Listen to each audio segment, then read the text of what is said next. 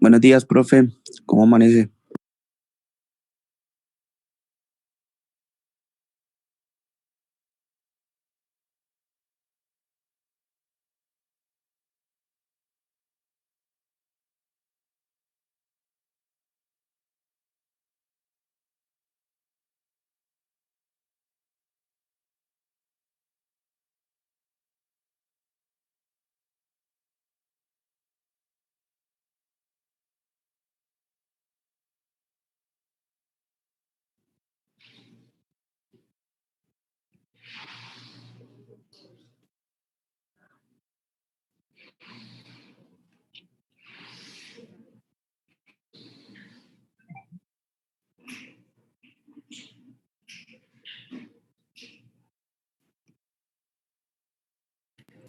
Buenos días, John, ahí se escucha.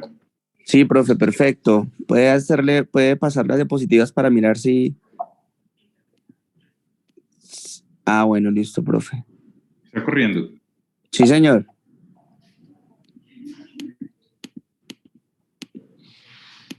Sí, ahí está muy bien, profe, y se escucha bien.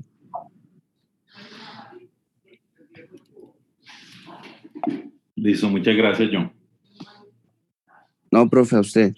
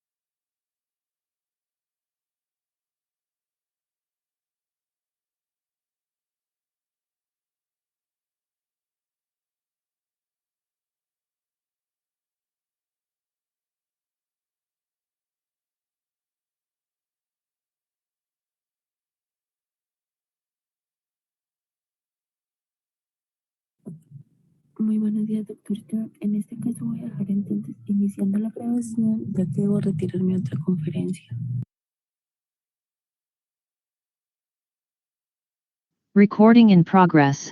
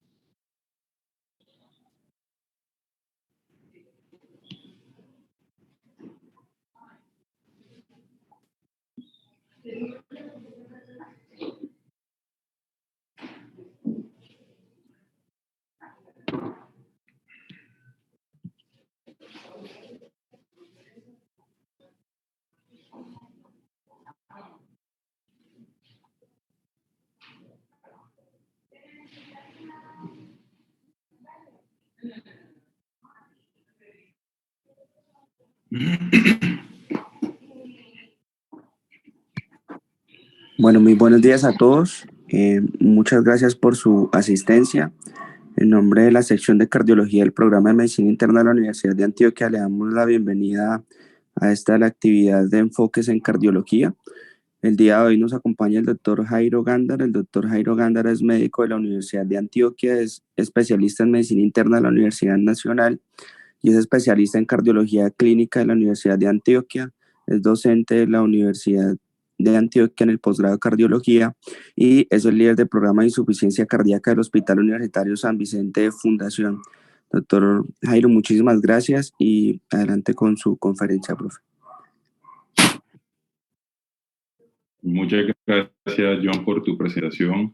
Gracias, por supuesto, a todos los participantes de esta actividad y a la sección de cardiología por la invitación a hablar de insuficiencia cardíaca, un tema que sin lugar a dudas se encuentra en llamas y cuyas publicaciones más recientes han traído nuevas perspectivas y han expandido el diagnóstico y tratamiento de la enfermedad.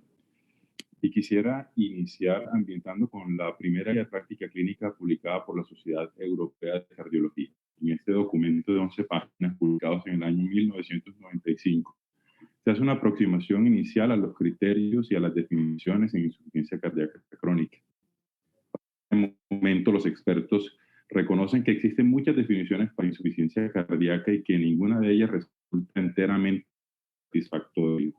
Adicionalmente, reconocen como problemático el criterio de un punto de corte estructural o funcional que resulte vinculante entre los síntomas de insuficiencia cardíaca y el diagnóstico definitivo de la entidad. Se valora que desde esta publicación se reconoce a la insuficiencia cardíaca como un síndrome clínico y al juicio clínico como el principal elemento en su diagnóstico a través de la elaboración de un adecuado interrogatorio y una exploración física minuciosa.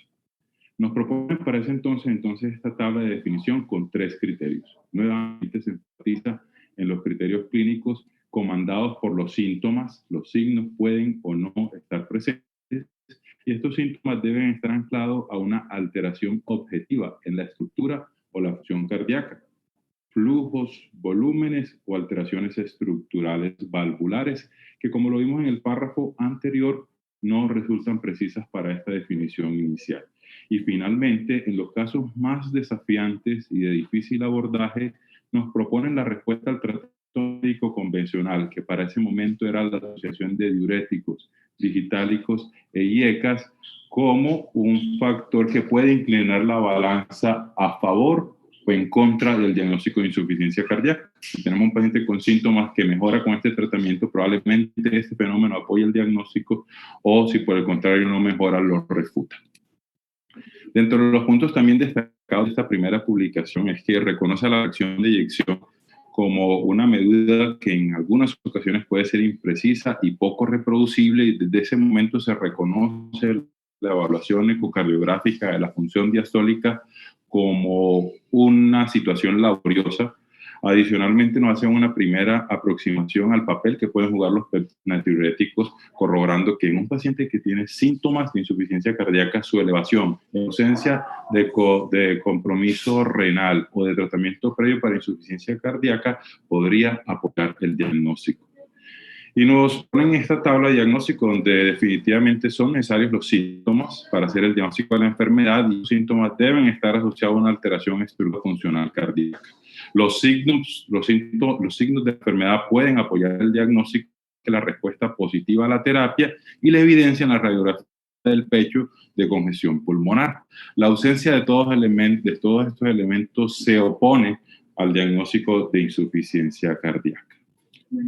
Y 31 años después, la misma Sociedad Europea de Cardiología nos presenta esta tabla de diagnóstico y clasificación de la insuficiencia cardíaca. Al igual que en su primera publicación se ratifica un síndrome clínico que necesita la presencia de síntomas y o signos de la enfermedad para sospecharla y diagnosticarla. Pero a diferencia de esa primera publicación, la Sociedad Europea clasifica a la insuficiencia cardíaca, todos esos pacientes que tienen síntomas y signos, en 3 grupos. Falla cardíaca con fracción de eyección reducida si está la fracción de expulsión por debajo del 40%, levemente reducida entre el 41 al 49%, o falla cardíaca con fracción de eyección preservada si la fracción de expulsión del ventrículo izquierdo está por encima del 50%. Adicionalmente, puntualiza: sigue siendo difícil el diagnóstico de los pacientes que tienen una fracción de eyección por encima del 50%, cual, además de los signos y síntomas, la fracción de expulsión por encima del 50%, deben demostrar otras alteraciones ecocardiográficas estructurales funcionales o elevación de ciertas sustancias bioquímicas que apoyen el diagnóstico. ¿Qué pasó entonces desde esta primera publicación del año 1995 hasta el año 2021, que tenemos una definición y una clasificación más precisa? Hemos tenido un sinnúmero de publicaciones dirigidas a demostrar efectos sobre la enfermedad de diferentes grupos farmacológicos, procedimientos e intervenciones, así como un sinnúmero de registros que hoy nos hacen entender mucho mejor a los pacientes con insuficiencia cardíaca, y que definitivamente se han expandido esas fronteras conceptuales y hoy nos permiten aproximarnos de una manera más clara y puntual al diagnóstico. Y esta clasificación dista de ser una clasificación clásica o al azar. Por el contrario, tiene profundos fundamentos fisiopatológicos, caracterizaciones demográficas y comorbilidades, y también basada en los efectos terapéuticos de las intervenciones farmacológicas y procedimentales. Adicionalmente, el pronóstico en términos de mortalidad, riesgo de hospitalización y evolución de la fracción de expulsión es bastante diferente, lo que hoy nos ratifica esta clasificación en FEBI preservada, levemente reducida o reducida. Desde el punto de vista fisiopatológico, entendemos la falla cardíaca con fracción de eyección reducida ocasionada por un evento índice. La gran mayoría de las veces este evento índice es un infarto agudo del miocardio, y esta pérdida del gasto cardíaco o esta alteración estructural o funcional conduce a una activación y expansión de una respuesta neurohormonal en principio con este daño, pero que paradójicamente potencia y expande el daño miocárdico secundario, y esto conduce a una disfunción sistólica mucho mayor.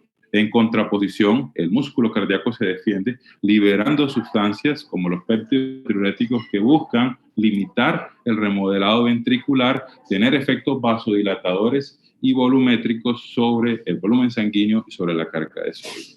La comprensión de estos aspectos fisiopatológicos ha llevado al diseño de las intervenciones farmacológicas con las que contamos hoy en insuficiencia cardíaca. Pero cuando miramos la fisiopatología de la falla cardíaca con fracción de eyección preservada es polarmente opuesta. Este sistema neurohormonal protagónico en la falla con fracción de eyección reducida no está presente dentro de los aspectos fisiopatológicos de la falla cardíaca con fracción de eyección preservada, y es la inflamación, la alteración en el endotelio y otros mecanismos que poco entendemos, los que median la presentación de la enfermedad. En la medida que no los comprendemos, por el momento no tenemos una terapia efectiva que module la supervivencia de los pacientes con falla cardíaca y fracción de eyección preservada. Como lo mencionábamos, los aspectos demográficos de los pacientes son bastante distintos. El porcentaje de mujeres en los pacientes con falla cardíaca con fracción de eyección reducida es bastante menor. Estos son los datos de una cohorte multiétnica de varios países que recluta cerca de 2.900 pacientes. Y miren ustedes que solamente 6% de los pacientes con FEGI reducida son de sexo femenino, pero hay una clara predominancia del sexo femenino en los pacientes con falla cardíaca y fracción de eyección por encima del 50%. Los pacientes con falla cardíaca y fracción levemente reducida tienen un comportamiento intermedio en términos porcentuales de participación sexo femenino. Observen ustedes cómo es el comportamiento de la edad. Son los pacientes con falla cardíaca y fracción de eyección reducida mucho más jóvenes, con una media de presentación de 62 años, en contraposición con una media de 71 años en los pacientes con falla cardíaca y fracción de eyección preservada. Nuevamente, levemente reducida está en un punto intermedio, con una edad de presentación alrededor de los 66 años. Y el comportamiento de la comorbilidad es bastante diferente. Acá les presento los datos de la cohorte ambulatoria de veteranos que recolecta cerca de 1.900 pacientes con insuficiencia cardíaca con fracción de eyección preservada y los compara con cerca de 6 pacientes con falla cardíaca con fracción de eyección reducida. Y miren ustedes que el número de comorbilidades no cardíacas es mayor en los pacientes con cardíaca con fracción de eyección preservada, y esta proporción, en la medida que aumenta comorbilidades, para esta cohorte se evaluaron comorbilidades cardíacas, superior la proporción en falla cardíaca con fracción de eyección preservada. Y esto refleja el comportamiento de las hospitalizaciones, y uno de los objetivos terapéuticos en este tipo de pacientes es identificación, control y tratamiento de las comorbilidades. Pero cuando las comorbilidades cardiovasculares, el panorama cambia específicamente enfermedades isquémicas. Sabemos que la principal causa a nivel mundial cardíaca con fracción de eyección reducida es la presencia de la enfermedad coronaria o la historia de infarto al miocardio. Miren ustedes cómo esta condición es dominante de los pacientes con falla cardíaca con fracción de eyección reducida y se presenta proporcionalmente menos en los pacientes con falla cardíaca con fracción de eyección preservada. Por el contrario, la fibrilación auricular y la hipertensión arterial son comorbilidades cardiovasculares protagónicas de los pacientes con falla cardíaca con fracción de eyección preservada, al igual que la enfermedad renal crónica, solamente que esta se presenta en mayor proporción tanto en los pacientes con leve reducción de la fracción de eyección como en los pacientes con FEGI reducido. Y miremos el pronóstico de los pacientes. Y en gráfica retomamos la cohorte ambulatoria y vemos que la mortalidad en general es diferente en los pacientes dependiendo de la fracción de eyección, siendo superior para los pacientes con fracción de eyección reducida y menor para los pacientes con falla cardíaca con fracción de eyección preservada. Las admisiones generales al hospital son bastante comparables, pero cuando se discrimina por causas cardiovasculares o no cardiovasculares, los pacientes con fracción de eyección reducida tienen un mayor número de internaciones por falla cardíaca con fracción cardiovasculares o por insuficiencia cardíaca aguda en comparación con los pacientes con falla cardíaca y fracción de eyección preservada cuyas internaciones no están explicadas la mayoría de las veces por causas cardiovasculares, probablemente por el mayor número de comorbilidades no cardíacas que tienen este grupo de pacientes. Y miremos el efecto de la terapia. En esta gráfica se representa de una forma muy resumida los efectos generales sobre la reducción de la mortalidad de diferentes grupos farmacológicos y dispositivos. ARA2 y ECAS, betabloqueadores, antagonistas mineralocorticoides, ARNI y SGLT2, desfibrilador y el resincronizador han demostrado a los pacientes con falla cardíaca y fracción de eyección reducida disminuir la mortalidad. Sin embargo, el efecto en los pacientes con falla cardíaca y fracción de eyección preservada, al menos de los medicamentos y de los dispositivos, no tiene comportamiento. Les traigo aquí 4 publicaciones o subanálisis de esas 4 publicaciones. Candesartán no demostró disminuir la muerte cardiovascular o la hospitalización por falla cardíaca en los pacientes mayores del 30% de fracción de eyección o la recurrencia de la hospitalización cardíaca. En el subanálisis de los participantes americanos en el top, la espironolactona no demostró reducción o de la parada cardíaca o la hospitalización por insuficiencia cardíaca en los pacientes con 50% de fracción de eyección, aisladamente hospitalización por insuficiencia cardíaca. Igual comportamiento tuvo los betabloqueadores en este grupo de pacientes sin efecto sobre los que tenían más del 50% de eyección. Incluso una publicación bastante reciente sugiere que los betabloqueadores pacientes con falla cardíaca y fracción de eyección preservada podrían disminuir la capacidad de ejercicio, que a su vez se traduce en una mejoría de los síntomas percibidos por el paciente y de la capacidad funcionada objetivamente. Y conocemos los efectos de espirovalsartán en el estudio Paragon, donde con fracción de eyección deprimida demostró efectos sobre la supervivencia y el riesgo de internación, pero este beneficio se desvanece en pacientes que tienen una fracción de eyección por encima del 52%. Y como mencionamos desde el punto de vista de supervivencia, la mortalidad mayor que tienen fracción de expulsión reducida en comparación con que tienen la reducción o falla cardíaca con fracción de eyección preservada. Y la combinación de muerte y readmisión por insuficiencia cardíaca también es superior en los. Así que tenemos argumentos suficientes que nos justifican esta clasificación, que de cierta forma nos dan claridad en la expansión que ha tenido la definición de insuficiencia cardíaca en este tiempo. Otro de los puntos fundamentales de esta definición es la participación de los péptidos natriuréticos. Ya vamos a hablar de ello, pero antes quisiera mostrarles cómo es el comportamiento de la fracción de eyección y qué implicaciones pronósticas tiene esto. En esta corte prospectiva se compara un conjunto de pacientes con falla cardíaca con diferentes fracciones de eyección y se evalúa en el tiempo con una segunda medición de la fracción de eyección. Se mira cómo es el comportamiento evolutivo de la fracción de expulsión y qué implicaciones pronósticas tiene esto.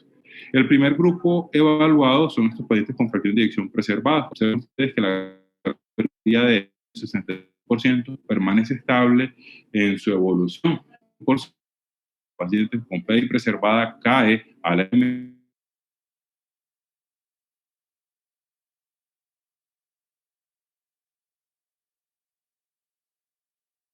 es el grupo más dinámico. 37% de ellos va a caer a fracción de eyección reducida y 25% va a ascender a eyección preservada. Y el grupo más estable en su evolución son los pacientes que tienen falla cardíaca con fracción de eyección reducida. El 75% de ellos continúa estable, pero miren que el 16% asciende a levemente reducida y el 10% a fracción de eyección preservada. Y esto tiene implicaciones en los pacientes que tienen una fracción de eyección que se recupera en el tiempo. La probabilidad acumulativa libre de eventos es mayor en comparación con los pacientes que tienen pérdida de la fracción de expulsión durante su evolución. Esta corte suiza también nos enseña que hay que seguir el compromiso de la fracción. El comportamiento es altamente dinámico y un porcentaje significativo de ellos va a perder fracción de eyección durante la evolución.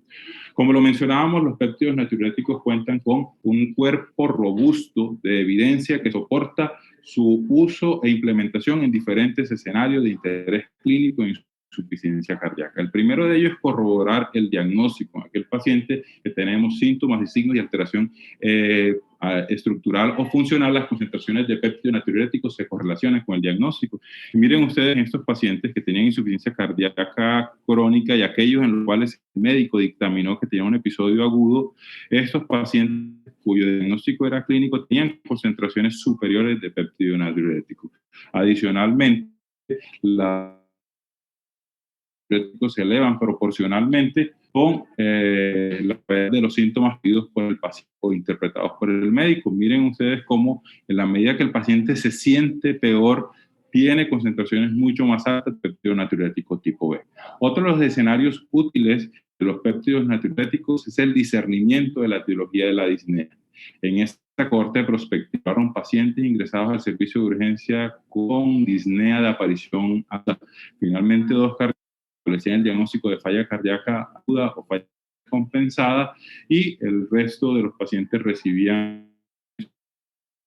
Miren ustedes, pacientes que tenían, finalmente no se hizo el diagnóstico de cardíaca de lesiones inferiores de péptidos natriuréticos en comparación con la disnea de etiología cardíaca que tenían ventricular, y definitivamente los pacientes que tenían unas concentraciones mucho mayores eran aquellos que finalmente se había establecido el diagnóstico de insuficiencia cardíaca.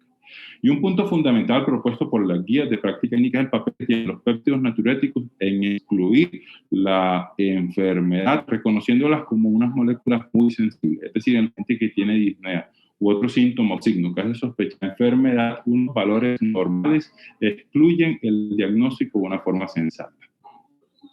Y una de las aprendidas de la investigación es la participación que tienen los péptidos natriuréticos en el diseño e implementación de diseños experimentales en busca de determinar beneficios de intervenciones farmacológicas o no en la evolución de los pacientes con insuficiencia cardíaca. Esta gráfica es el desenlace primario opuesto de los efectos de espironolactona en los pacientes con falla cardíaca por encima del 40%, donde este medicamento no demostró tener beneficios sobre este desenlace primario. Sin embargo, un subanálisis posterior del TOPCAP se toman los pacientes en los cuales se reclutaron por elevación de los péptidos natriuréticos. Recordemos que podían ser reclutados por descompensación en el último año o por elevación de péptidos natriuréticos, y hacen un subanálisis de estos pacientes, cómo es el comportamiento o cómo es la respuesta terapéutica de la espironolactona. Y en este subanálisis se propone que entre estos pacientes que fueron reclutados por elevación de péptidos natriuréticos, especialmente los que estaban en los terciles inferiores, hay beneficios de la intervención o podría haber beneficios de la intervención, por lo cual hoy por hoy ningún diseño experimental se juega una molécula o una intervención sin el reclutamiento con mediciones de péptido natriurético, y esto es casi que universal para los modelos experimentales en falla cardíaca con fracción de eyección reducida, con levemente reducida y con falla cardíaca con fracción de eyección preservada. Otro de los puntos, entonces pasamos de un uso potencial de los péptidos natriuréticos en la insuficiencia cardíaca a una ayuda imprescindible en el diagnóstico de los pacientes, especialmente en los escenarios más retadores, que es la falla cardíaca con fracción de eyección preservada, y probablemente unas implicaciones en la investigación médica en insuficiencia cardíaca muy significativas e importantes. Preservada hemos tenido varias modificaciones o algunas publicaciones muy recientes que tratan de estandarizar o hacer un poco más objetivo la aproximación diagnóstica de la insuficiencia cardíaca con fracción de eyección preservada, y se ha propuesto en publicaciones recientes un algoritmo y una escala que toma aspectos clínicos, ecocardiográficos, en el caso del algoritmo, mediciones de péptidos natriuréticos. Ambas propuestas nos van a aproximar a la probabilidad de tres categorías: baja probabilidad, que excluye el diagnóstico; alta probabilidad, que el diagnóstico; y una probabilidad intermedia gris, que actualmente exige pruebas vascular o test invasivos para corroborar el diagnóstico. Y esta es la actividad que tienen ambas propuestas diagnósticas para la falla cardíaca con fracción de eyección preservada, puesto que un número significativo de pacientes queda en la fracción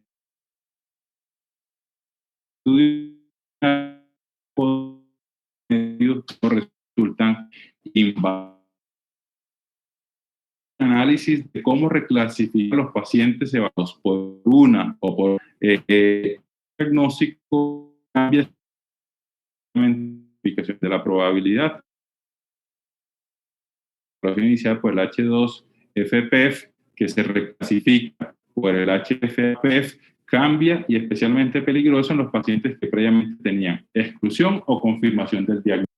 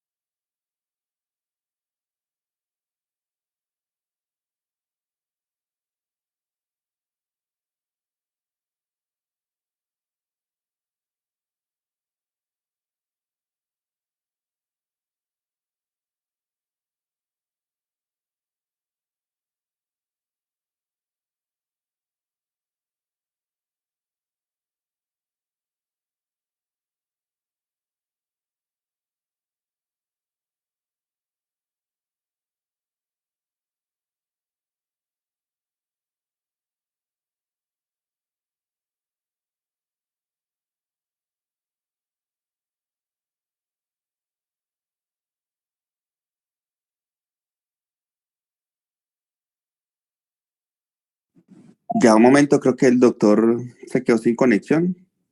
Estoy ya informándole.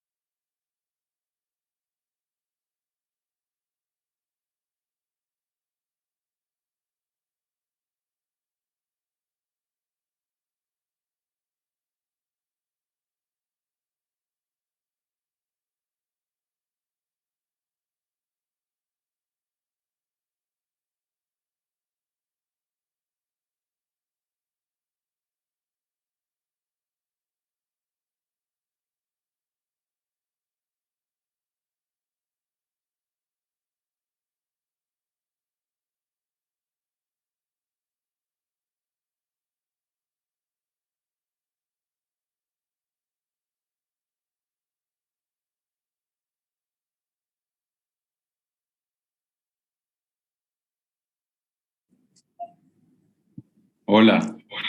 Profe, ya se está viendo nuevamente. Y qué pena con ustedes, de verdad. A ver, presentemos acá nuevamente. Tuve pérdida de la conexión momentáneamente. Entonces, como les mencionaba, cuando se evalúa a los pacientes con una u otra escala, la reclasificación es bastante frecuente y observen ustedes que lo más problemático es que un número de pacientes que ya tenían excluido o confirmado el diagnóstico son reclasificados a la probabilidad intermedia, por lo cual requieren pruebas adicionales que en la gran mayoría de centros no están disponibles. De tal forma que tenemos claridad de que el diagnóstico de insuficiencia cardíaca está fundamentado en los síntomas y signos. esto es un síndrome, y que tenemos una clasificación racional aterrizada por la fracción de eyección basada en claros principios fisiopatológicos, demográficos, comportamiento clínico, pronóstico y respuesta terapéutica, una fracción de eyección reducida, una FEBI entre el 41 al 49% como levemente reducida, y los pacientes con falla cardíaca con fracción de eyección preservada, que resulta el escenario más problemático a la hora de hacer el abordaje diagnóstico.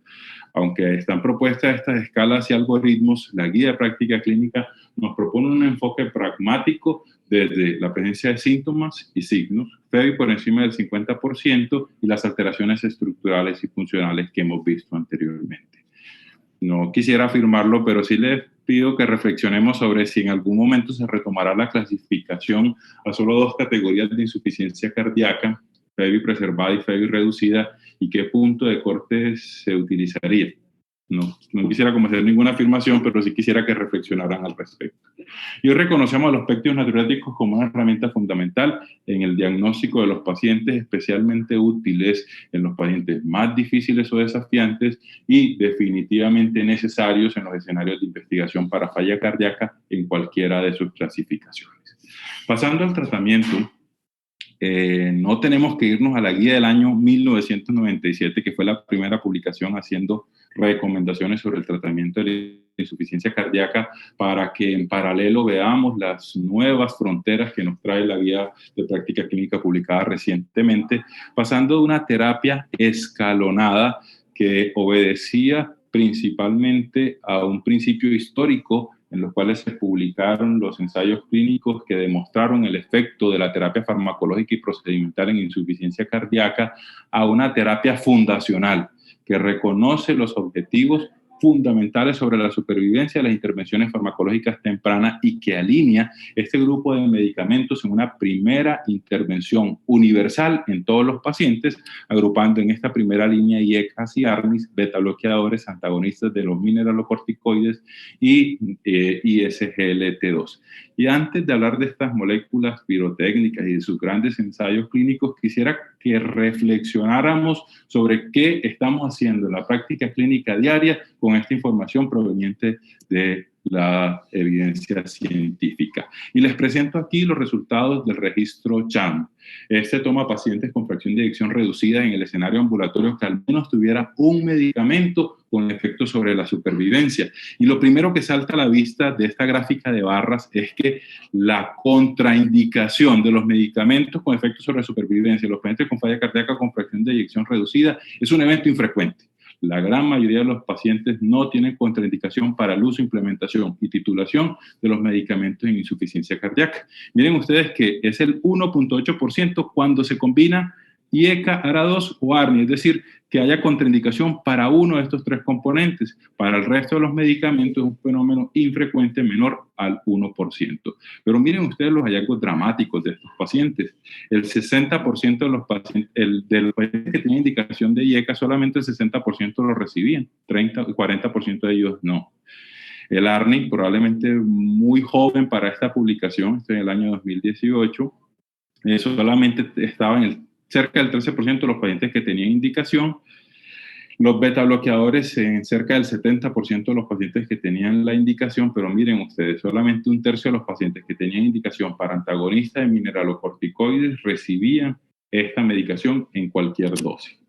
Y aún más dramático resulta que entre los pacientes que recibían cualquiera de estos medicamentos, el comportamiento general era que recibieran dosis muy bajas, inferiores al 50% de las dosis que han demostrado efecto clínico en los ensayos para cada una de estas moléculas. Solamente tenía un porcentaje significativo de dosis plena la implementación del antagonista de los mineralocorticoides.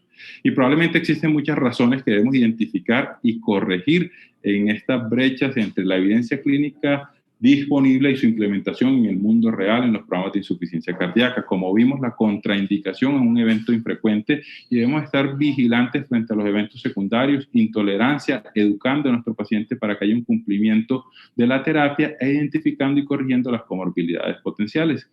Debemos evitar la inercia terapéutica y debemos estar frecuentemente actualizándonos para aplicar el nuevo conocimiento.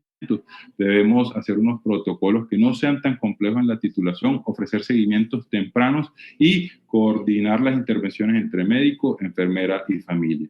Y finalmente, el sistema debe hacer un esfuerzo por recoger los datos y caracterizar mejor a los pacientes con insuficiencia cardíaca, tener una cobertura mucho más universal y hacer los respectivos análisis de costo-beneficio de las diferentes intervenciones en falla cardíaca para que su implementación sea mucho más universal.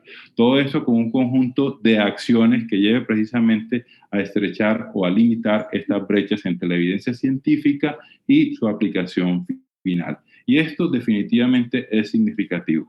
Miren ustedes cómo es el comportamiento en la vida real de un seguimiento de un programa de falla cardíaca.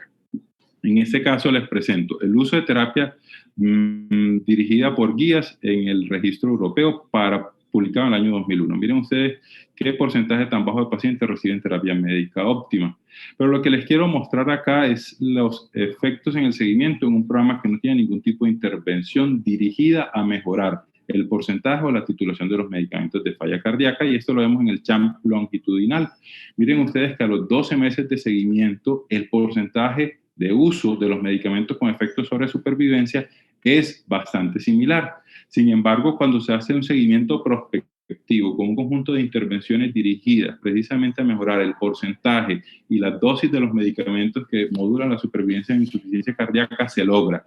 Esto se demostró en el IMPROVE, en el cual un programa de seguimiento demostró que porcentualmente a los 24 meses un número mayor de pacientes recibía las terapias que han demostrado tener efectos sobre la supervivencia en insuficiencia cardíaca.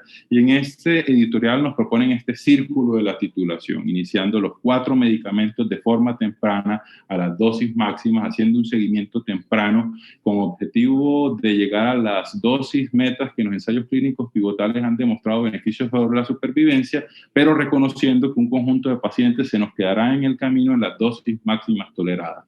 Adicionalmente, reconociendo que vamos a tener barreras desde el punto de vista de la adherencia, la tolerancia y el seguimiento de los pacientes, pero que eso no nos debe frustrar y rápidamente debemos entrar al paciente nuevamente a este círculo de la titulación para tratar de perseguir idealmente la dosis meta o la dosis máxima tolerada de los 4 medicamentos con efectos sobre la supervivencia.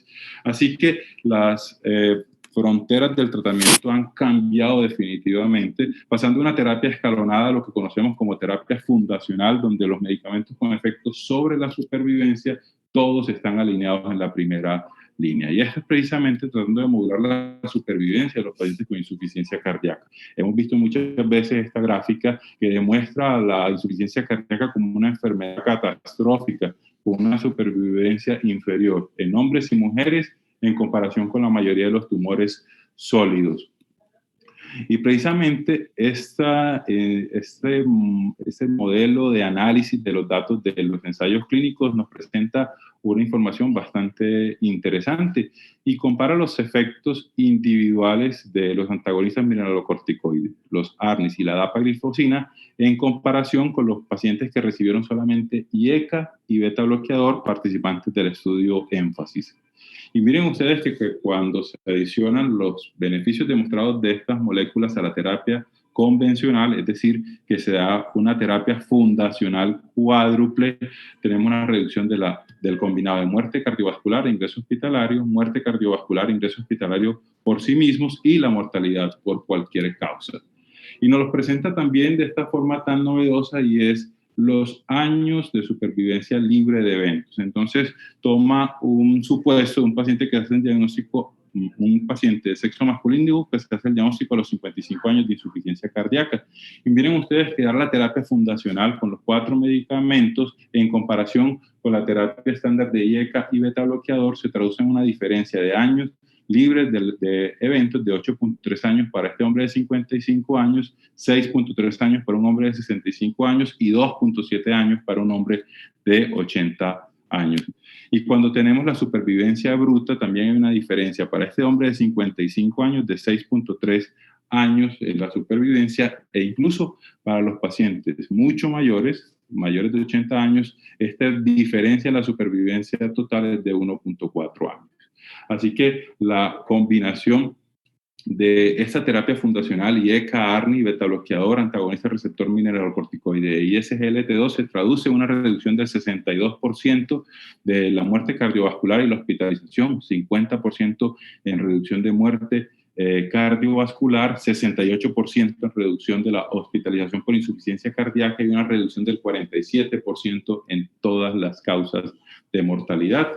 Y definitivamente nuestros pacientes han cambiado en la medida que han cambiado las terapias y es nuestro deber aplicar el conocimiento moderno derivado de los diferentes ensayos clínicos que para hoy han expandido y cambiado los límites que tenemos para el tratamiento de los pacientes con insuficiencia cardíaca y se nos propone esta terapia fundacional protagonizada por estos 4 grupos de medicamentos, los IECAs y ARNI, los beta-bloqueadores, antagonistas receptor de mineralocorticoides y SGLT2. Los ARNIs y los SGLT2 son los más nuevos en llegar a este concepto.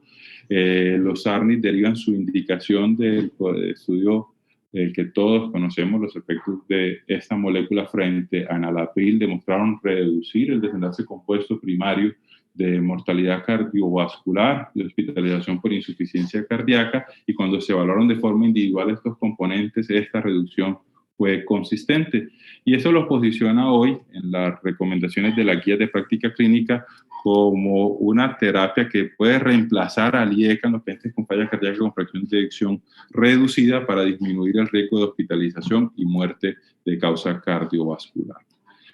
Y la gran pregunta es si esa recomendación que se lee entre líneas en el texto, no está en una tabla oficial de considerar el ARNI como terapia de primera línea, tiene fundamento desde la evidencia científica. Y por el momento no encontramos con ningún ensayo clínico que así lo corrobore. Tenemos estos 2 ensayos clínicos tomando pacientes con sacubitril/valsartán en comparación con IECA. En este caso se pretendía en el diseño del Pioneer mirar cómo era la evolución a las 8 semanas de las concentraciones de NT-proBNP. Hay que mencionar que un grupo de estos pacientes tenía falla cardíaca de nuevo diagnóstico y un grupo de pacientes era libre de prescripción previa de enalapril. Y sacubitril/valsartán demostró consistentemente, rápida y de forma estable y hasta las 8 semanas tener concentraciones menores de NT-proBNP. En el estudio Transition, que es un modelo europeo de investigación, se comparó el inicio temprano intrahospitalario de sacubitril/valsartán versus el inicio temprano ambulatorio, y el objetivo fundamental era demostrar lograr las dosis metas del sacubitril/valsartán. Y aunque el estudio fracasa en el desenlace primario, ambos estudios nos traen varias enseñanzas. Quizás la más importante es que en los pacientes de nuevo diagnóstico que no recibían IECA, el sacubitril/valsartán demostró seguridad porque las tasas de eventos adversos fueron muy similares. Sin embargo, lo que podemos afirmar en términos de eficacia es que sacubitril/valsartán en ese subgrupo de pacientes reduce igual consistentemente las concentraciones de NT-proBNP para el Pioneer y que la insuficiencia cardíaca aguda parece ser un predictor de lograr las dosis meta de sacubitril/valsartán. Por el momento, estos 2 modelos no nos ofrecen una información suficiente que compare si sacubitril/valsartán es superior como terapia de primera línea frente al enalapril.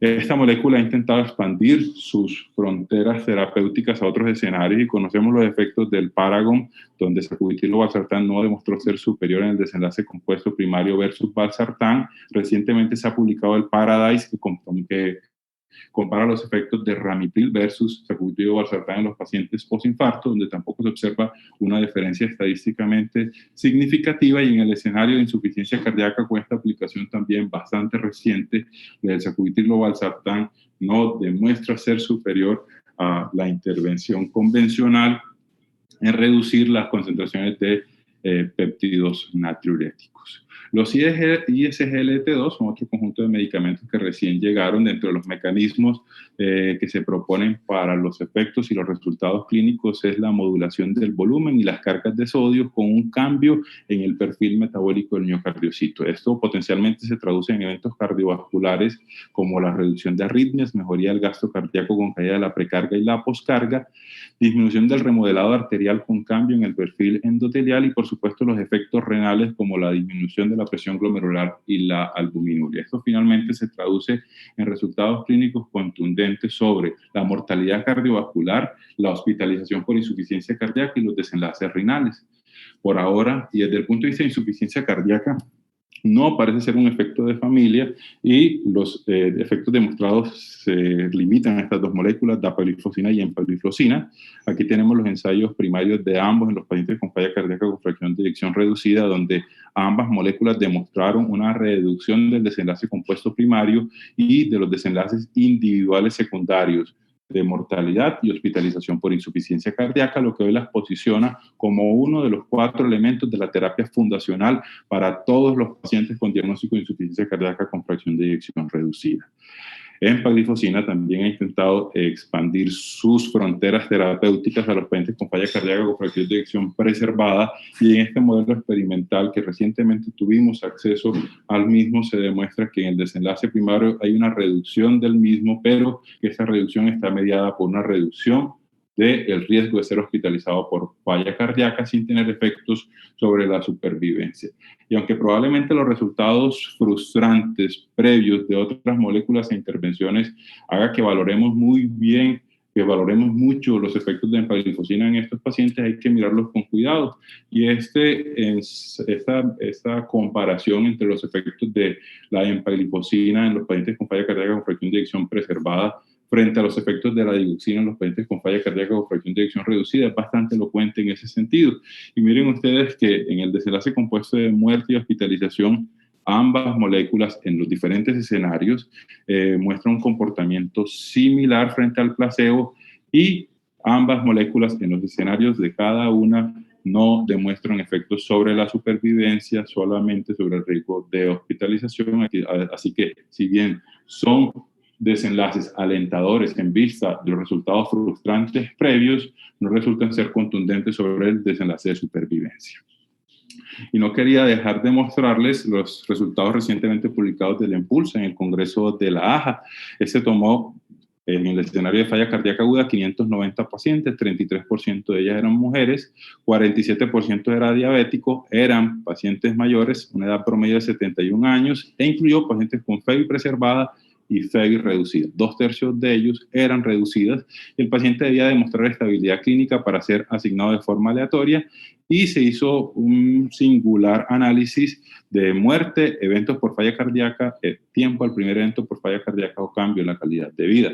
Se hizo un análisis por ganar, empatar o perder. Entonces, por ejemplo, el primer desenlace que se tenía en cuenta era el tiempo a la muerte. Si se daba en el grupo placebo, ganaba de la empagliflozina. Si había empate, se pasaba al segundo evento, que era frecuencia de eventos cardiovasculares mayores en falla cardíaca. Si se daba en el grupo placebo, ganaba empagliflozina, y viceversa. Si había empate, se pasaba al tiempo al evento, y finalmente, si había un empate, se pasaba a la evaluación de la calidad de vida. Y miren ustedes que empagliflozina tuvo un riesgo 36% menor de perder o de tener estos desenlaces cardiovasculares en comparación con el placebo, y la muerte se presentó en el 4.2% de los pacientes con empagliflozina versus el 8.3% de los pacientes con placebo. La tasa de eventos en falla cardíaca también fue superior en el placebo en comparación con empagliflozina, por lo cual aparece como una estrategia prometedora esto en el escenario de insuficiencia cardíaca aguda para el ISGLT2. Otras moléculas como el vericiguat y el omecamtiv mecarbil han traído resultados recientes en diferentes ensayos clínicos con modestos resultados, especialmente en la reducción del riesgo de hospitalización en los pacientes más graves, pero sin efectos sobre la supervivencia. Estos son resultados limítrofes y probablemente se vean eclipsados por el costo de las moléculas y la poca disponibilidad, por lo cual solamente el tiempo nos dirá qué papel van a jugar en el tratamiento moderno de la insuficiencia cardíaca. Como conclusiones de la parte de tratamiento y sus nuevas fronteras, estamos frente a un nuevo enfoque de la terapia de insuficiencia cardíaca, pasando de una terapia escalonada a una terapia fundacional que nos exige el inicio temprano de las 4 moléculas y la rápida titulación, persiguiendo alcanzar las dosis tope demostradas en los ensayos clínicos que han reducido la mortalidad. El objetivo fundamental de esta terapia cuádruple es la supervivencia, por supuesto, aliviar los síntomas y reducir el riesgo de ser internado por falla cardíaca. Todo esto debe estar anclado a un programa de insuficiencia cardíaca comandado por la educación y el seguimiento por enfermería y un médico familiarizado con conocimiento en la terapia moderna y familiarizados con las dificultades que se pueden presentar en el camino de titulación de los pacientes. La terapia moderna debe ser titulada y un tratamiento completo, temprano, reconocer e intervenir las barreras del inicio de la titulación, y un punto fundamental en todo ello es la educación. Quisiera darle las gracias por la invitación, por la paciencia y pedirles perdón por el impasse técnico. Quedo atento a las preguntas o comentarios. Profe Jairo, muchísimas gracias por su excelente presentación. Vamos entonces a dar paso en este momento a las preguntas del auditorio. Ya vamos a revisar el panel.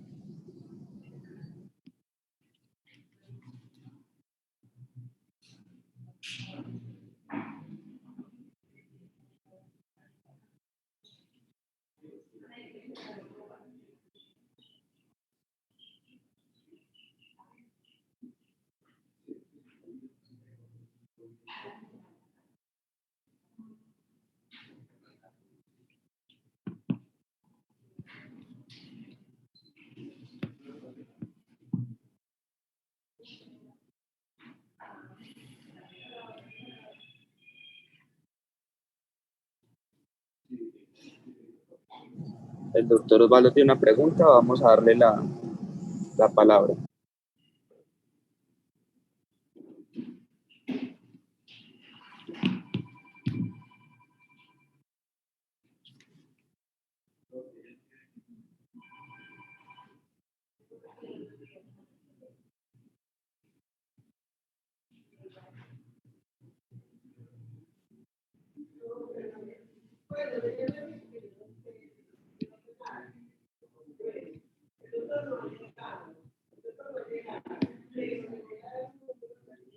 Doctor Osvaldo pide la asignación del micrófono.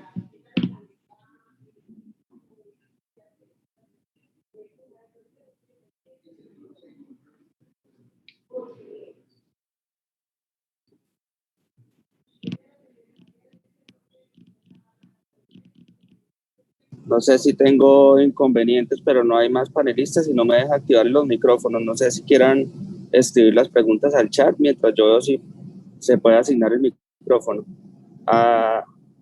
Tiene levantada la mano el doctor Senior, el doctor Emilio Herrera, el doctor Osvaldo y el doctor Fabián Jaimes. Pero como les digo, no está el apoyo técnico para que nos deje asignarle los micrófonos. Entonces vamos a empezar con unas preguntas. Buenos días. Bueno. Listo, buenos días. Adelante con su pregunta. Jairo, muchas gracias. Tremenda presentación, hermano. Muy ilustrativa, Yo siempre he tenido inquietud, siempre he tenido alguna inquietud acerca de la clasificación de la falla cardíaca basada en la cuantificación de la fracción de eyección. Su exposición fue categórica en la importancia de esa clasificación y en cómo ha orientado de manera correcta los enfoques terapéuticos. Yo creo que en eso no tenemos dudas. Sin embargo, yo sigo con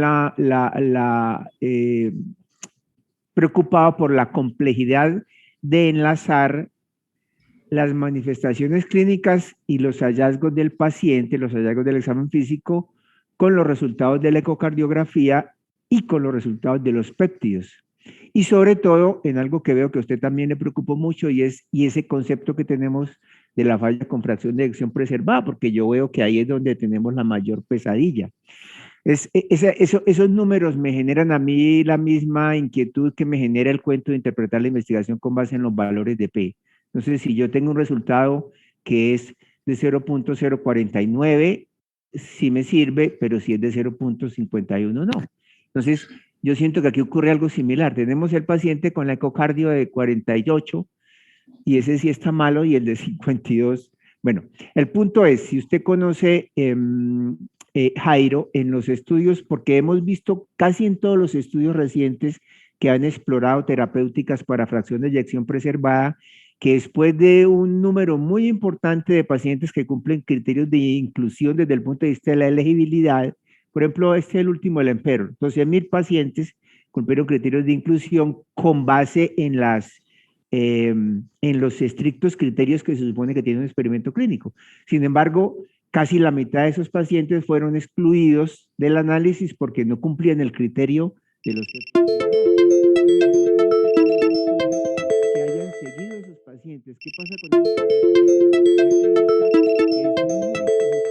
De una falla cardíaca clásica, pero que o no tienen péptidos aumentados o no tienen hallazgos ecocardiográficos sugestivos o las dos cosas. ¿Qué es lo que en qué estamos fallando en la identificación adecuada de esos pacientes que creemos que tienen falla, pero que los marcadores no nos confirman ese diagnóstico? Muchas gracias y felicitaciones nuevamente, Jairo. No, profe, muchas gracias a usted por su pregunta. Y yo no conozco ningún estudio, pero la guía nos tira como un poco a la libre interpretación de esto con la fracción de eyección. Nos dice que si el paciente tiene síntomas y una FEBI por debajo del 40%, no es necesario los péptidos, porque si usted tiene unos síntomas claros y una FEBI por debajo del 40%, esto es fuertemente vinculante. Pero este vínculo se va desvaneciendo a la medida que la fracción de expulsión se aumenta, y es precisamente ahí donde han ganado terreno los péptidos natriuréticos. Los síntomas y signos, especialmente los pacientes con fracción de eyección más alta, suelen perder valor clínico, porque como lo mencionamos, son pacientes comórbidos, usualmente pacientes con obesidad, apnea del sueño, comorbilidades pulmonares y un sinnúmero de condiciones que pueden llevar a la presentación de los síntomas de insuficiencia cardíaca. Así que no es infrecuente que probablemente tamicemos o investiguemos un número significativo de estos pacientes y que probablemente el resultado clínico final sea que tengan una causa alternativa no cardiovascular o no explicada por insuficiencia cardíaca de la presentación de esos síntomas que inicialmente justificaron el estudio clínico. ¿Qué pasa con estos pacientes? Yo creo que sería una caracterización bastante importante. Estos pacientes que se nos han quedado en el camino, ¿para dónde cogen? ¿Tienen una evolución convencional similar a la población o el riesgo de tener insuficiencia cardíaca en el futuro es distinto? Yo no lo sé, podría ser una buena oportunidad de investigación. Ahora, esto es lo que nos ratifica en este grupo de pacientes, es que los péptidos natriuréticos son fundamentales en la evaluación clínica de estos pacientes por tantos confusores que podemos tener en la evaluación clínica de los mismos. Listo, profe, muchas gracias. El doctor Emilio Herrera y luego el doctor Osvaldo tienen habilitado ya el micrófono. Hola, profe, buenos días. Profe, la pregunta va dirigida al papel que puede tener el seguimiento de los pacientes de manera remota. Ahorita, de manera concomitante con el EMPOLS que el profe mostró, salió del estudio HF, que fue con canaglifosina, y de ese estudio resaltan cuando lo presentan que casi todo se hizo de manera virtual por efectos de pandemia. Y sobre todo pues con la virtualidad que seguramente llegó para llegarse, mi pregunta es en ese sentido, ¿qué piensa el profe de qué papel pueden tener todas estas herramientas nuevas de telemonitoreo para los pacientes? Fundamental. Yo creo que es una puerta que debemos abrir, especialmente con grupos seleccionados de pacientes, porque probablemente nuestro medio no sea una estrategia que se puede implementar de forma universal, pero quizás para los pacientes más frágiles que tienen congestión o riesgo de hospitalización o tienen intervenciones más riesgosas como el uso de diuréticos parenterales en casa, sería una opción formidable. Yo creo que es una puerta que se debe explorar con los aseguradores porque definitivamente disminuye los costos y probablemente mejore los resultados, y lo hemos experimentado en el programa de insuficiencia cardíaca. Pacientes que están congestivos, que se mandan para la casa con dosis parenterales de diuréticos y que se hace un telemonitoreo de signos vitales, y a partir de esa información se programa una visita, se da continuidad a la terapia o se piden paraclínicos. Entonces, el telemonitoreo es una herramienta que probablemente nuestro medio sea seleccionada e idealmente se debería utilizar en la gran mayoría de los pacientes. Lamentablemente no es una estrategia que tengamos fuertemente disponible. Profe, muchas gracias. Osvaldo tiene habilitado el micrófono.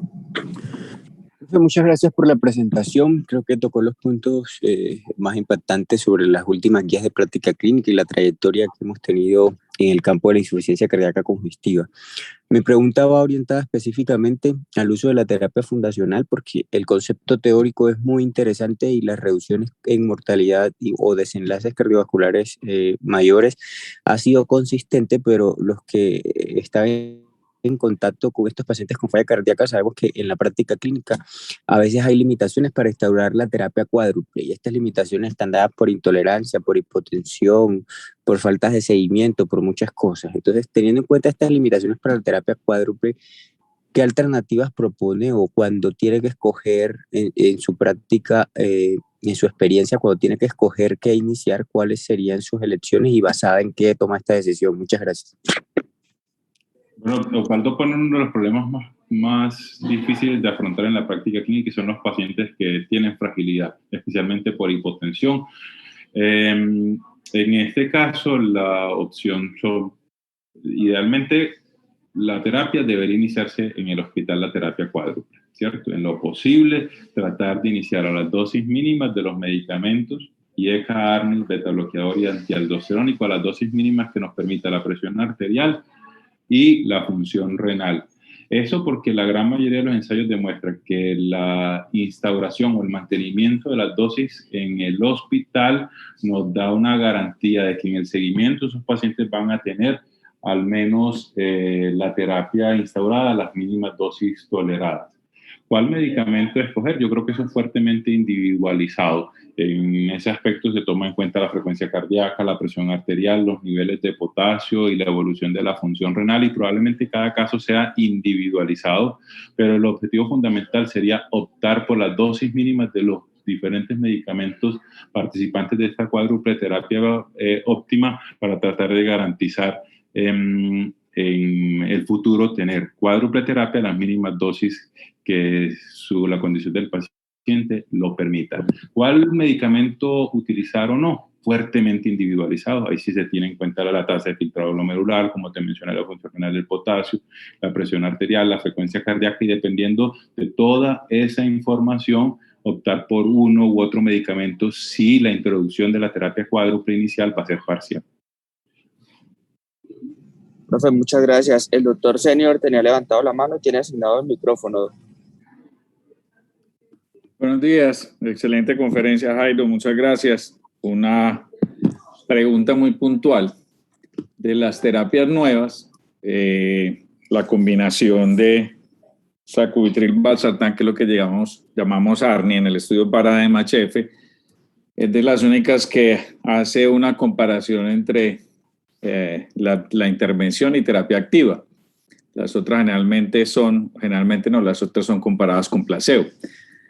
Teniendo en cuenta los resultados del Paradigma-HF, la disminución que produjo en el desenlace combinado y la disminución que se produce en mortalidad, ¿crees que se justifica que los pacientes con falla cardíaca de novo, que no estén tomando inhibidores del sistema renina-angiotensina-aldosterona, se inicien con sacubitril/valsartán, o todavía piensas que con la evidencia que hay es insuficiente para recomendarlo de entrada y que se debería iniciar con un inhibidor de la ECA y luego mirar si se cambia o no se cambia? Profe, muchas gracias, y yo no sé si nos tomamos un tinto con esto, porque esta pregunta es quizás de las preguntas clínicas más difíciles que tenemos en la actualidad, y por supuesto todos los cardiólogos cuidamos a los pacientes con falla cardíaca, queremos darle los medicamentos que han tenido mayor beneficio en supervivencia y hospitalización, y ese principio de beneficencia es el que comanda las intervenciones en el programa de insuficiencia cardíaca. Entonces, quizás ese es el argumento más poderoso para reflexionar sobre si el ARNI debería ser o no una terapia de primera línea de aquel paciente que nunca ha recibido IECA o que tiene una falla cardíaca con fracción de eyección reducida, de nuevo diagnóstico. Y la respuesta es que a pesar de o lo que yo pienso al respecto es que a pesar de todo ese beneficio demostrado, en la reducción de la hospitalización, en la reducción de la muerte cardiovascular e incluso en la reducción de la parada cardíaca. Por el momento no contamos con una evidencia que nos ratifique que esta intervención es igual de segura y efectiva en comparación con los hallazgos que demostraron en el Paradigm. Y quizás la incertidumbre crece porque cuando esta molécula se quiere expandir a los otros escenarios de insuficiencia cardíaca no lo logra de forma contundente. Entonces uno sí se pregunta por qué una molécula que ha tenido efectos categóricos en los pacientes que previamente recibían IECA y persistían sintomáticos, no es un diseño experimental como terapia de primera línea. Quizás ese sería el estudio que nos daría esta respuesta a la incertidumbre que tenemos sobre si debería ser o no una molécula de primera línea, y por ahora la evidencia indirecta sugiere que se alcanzan dosis más rápidas de dosis meta, se reducen las concentraciones de péptidos natriuréticos y es una estrategia segura, es decir, los eventos adversos no son superiores. Pero que sea superior al enalapril como terapia de primera línea, por el momento no tenemos datos.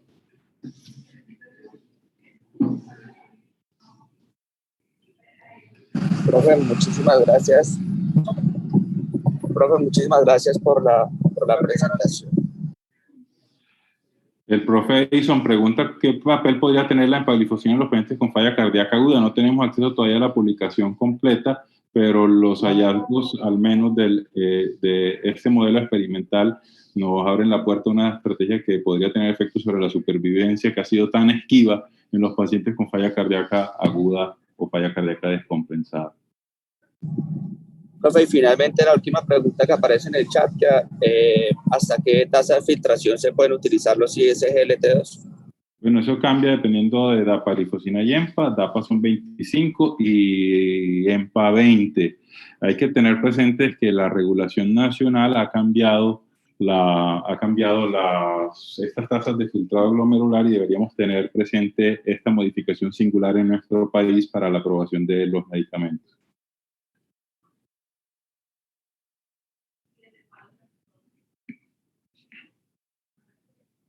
Bueno, profe, muchísimas gracias por la excelente presentación, a todos por su asistencia. Esperamos que tengan un buen día y de nuevo muchas gracias por la excelente charla. Muchas gracias a todos ustedes. Un feliz día.